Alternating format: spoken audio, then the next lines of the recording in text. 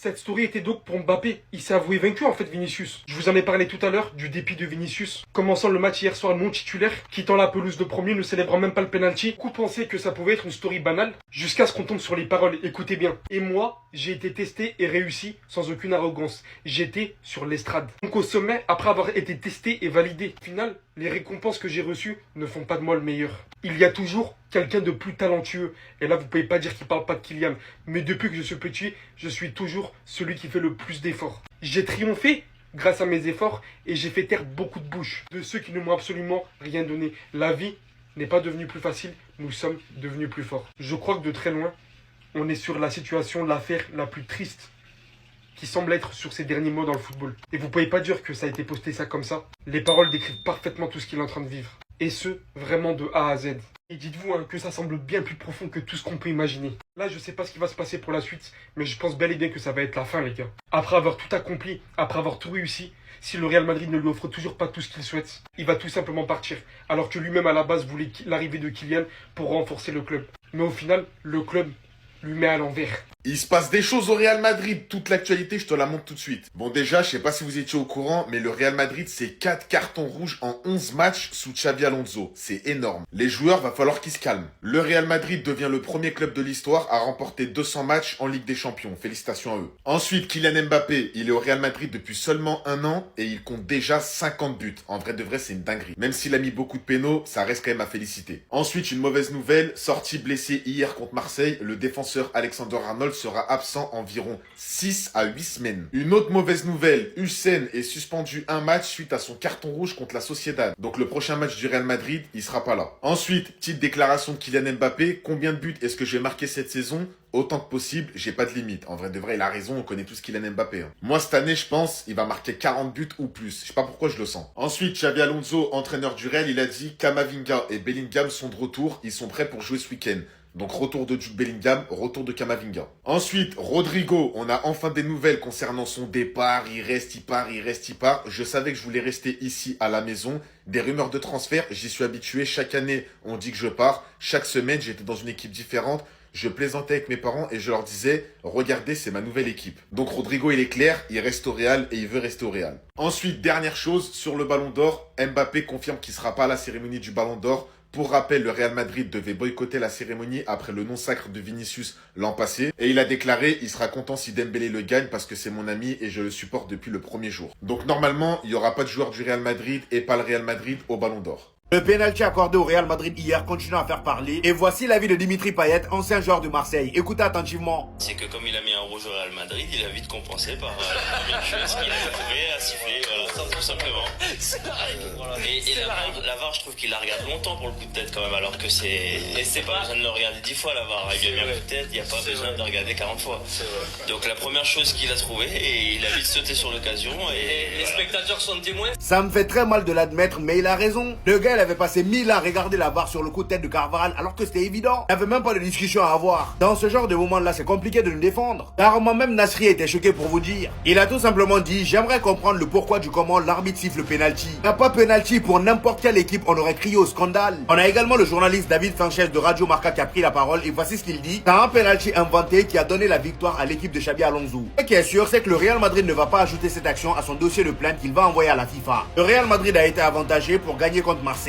Pour ceux qui ne seraient pas au courant, le Real Madrid est en train de préparer un dossier à envoyer à la FIFA. Tout ça pour dénoncer les mauvaises décisions arbitrales en Liga. Malheureusement, j'ai envie de dire, quand on voit ce genre d'action-là, on paraît moins crédible. Là, c'est comme tendre un bâton pour nous abattre. Et en parlant d'arbitrage, comme vous le savez, Dean Hussein avait pris carton rouge lors du dernier match du Real Madrid en Liga. Et le lendemain, le comité arbitral avait reconnu avoir fait une erreur. Ils avaient même décidé de sanctionner l'arbitre qui s'occupait de la VAR ce jour-là. Et malgré ça, Dean Hussein écope quand même d'un match de suspension. Je comprends plus rien. Malgré qu'ils aient reconnu, ils maintiennent quand même la suspension. C'est vraiment n'importe quoi. La prestation de ce Turc là. Et on l'a comparé à Pedri, on l'a comparé à Yamal. Et Arda Güler. Et le match qu'il a fait face à l'OM là. Vous avez vu son match?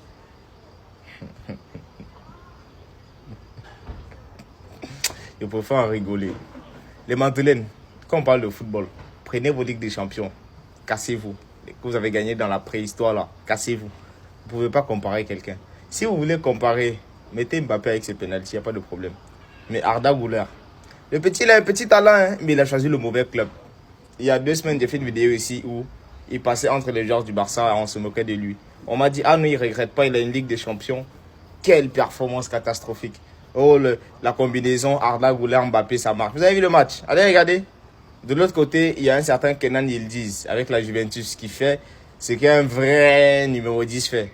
Vraiment, me tuer. Il n'a même pas le centime de Fermin Lopez. Guirassy, Dortmund ne te respecte pas. Je suis désolé. Dans un match où tu as été altruiste, tu as même fait une passe D, tu obtiens un penalty. C'est toi qui l'obtiens. Tu es le numéro 9 de l'équipe. Tu as été le meilleur buteur la saison dernière. Tu veux tirer ton penalty et on te le refuse. On veut que c'est un défenseur qui le tire. Après, Belek, c'est des consignes du coach. Mais au bout d'un moment, même toi, t'es coach. Tu vois, ton attaquant, il veut prendre ses responsabilités. Je suis désolé, tu ne t'énerves pas pour dire non, c'est au défenseur de tirer. J'ai jamais vu ça. Même si tu dois lui faire le reproche, tu le fais dans le vestiaire. Quel message tu envoies à ton attaquant? T'as pas confiance en lui? C'est une folie en fait. On a vu pourtant l'année dernière que Guirassy dans l'exercice il était à l'aise contre le Barça, on a vu. Je suis désolé, pour moi c'est un manque de respect de fou malade. Guirassy en fait, il est pas respecté. J'ai pas le pourquoi du comment, mais pour moi déjà même ça ne se fait pas ça. À la fin de la saison, Ben Sebaini, on va pas regarder combien de buts il a marqué pour qualifier si sa saison elle est bonne ou mauvaise. Guirassy oui. C'est quoi ça en fait? Son maillot, c'est floqué Dortmund, il y a même pas son blaze. C'est quoi ça? Ah non les gars, faut m'expliquer parce que là j'ai vraiment pas compris. Les Barcelonais nous font les gars choqués, alors qu'ils ont le plus gros ratio de pénalty en Ligue des Champions. Avant même de revenir sur ça, Bellingham et Camavinga seront prêts à jouer ce week-end. Et enfin Trent qui va perdre sa place à Madrid, parce qu'il est blessé pour 6 à 8 semaines. Déjà pour les pénaltys, les Barcelonais vous parlez beaucoup, alors que votre ratio il est de 0,154 par match, soit 56 pénaltys en 363 matchs. Madrid on a eu 63 pénaltys en 504 matchs. Et ils sont là à nous dire qu'on est le Real Penalty. Enfin Arda Güler qui va quitter notre milieu, parce que le patron Bellingham est de retour, même si Güler a une connexion de malade avec Mbappé. Son intérim au milieu il est fini. Il peut retourner sur le banc ou aller jouer à droite s'il veut. Concernant Camavinga, je sais pas s'il peut prendre la place de Valverde, mais ce serait très intéressant de voir ce qu'il peut apporter au milieu. Trent qui vient d'arriver, mais malheureusement il va perdre sa place, parce que Carvajal, au-delà du carton rouge qu'il a eu hier, ça reste notre capitaine et le joueur le plus expérimenté du club je pense. Ce qu'il fait sur le terrain, je pense qu'il n'y a rien à dire en soi, et je suis pas du tout inquiet pour l'absence de Trent. Même s'il faut faire attention, et avoir un remplaçant à chaque poste c'est toujours mieux. Il va donc rater des matchs de Ligue des Champions, et même rater le Classico contre le Barça. Des débuts mitigés, en plus de ça maintenant il se blesse. Ça doit tellement être dur pour lui mentalement, mais j'espère qu'il va bien bosser comme Bellingham et qu'il sera de retour rapidement.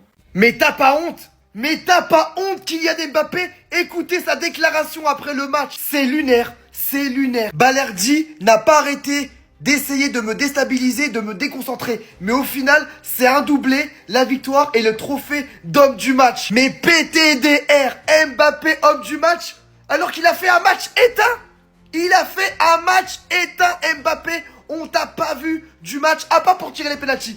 Pour tirer les pénaltys, là tu as été présent. Et encore, t'as failli les louper. Vas-y, bref, tu les as mis, pas de souci. Mais par contre, faire le malin comme ça, mais t'as pas honte. Alors que franchement, ton équipe, t'es chez toi, t'es à domicile, t'as tremblé contre l'Olympique de Marseille. Moi, je suis fier. Alors oui, on a perdu, mais on vous a regardé droit dans les yeux. Et Kylian Mbappé, je suis désolé, ce soir, tu as été mauvais. Chapeau à Balerdi. Quand il est nul, faut le critiquer, mais quand il est fort, faut le dire aussi. Ce soir, Balerdi, t'as vraiment haussé le niveau, surtout en seconde période. Tu as bien tenu Kylian Mbappé et moi, je suis fier de toi. Car oui, je t'ai critiqué, mais ça fait partie du football. Comme je l'ai dit précédemment, quand t'es fort, faut le dire, quand t'es nul, faut le dire aussi. Et ce soir, t'as pris tes responsabilités. Mais voir Kylian Mbappé, homme du match, MDR, le vrai homme du match, c'est lui. Mais bon, bref.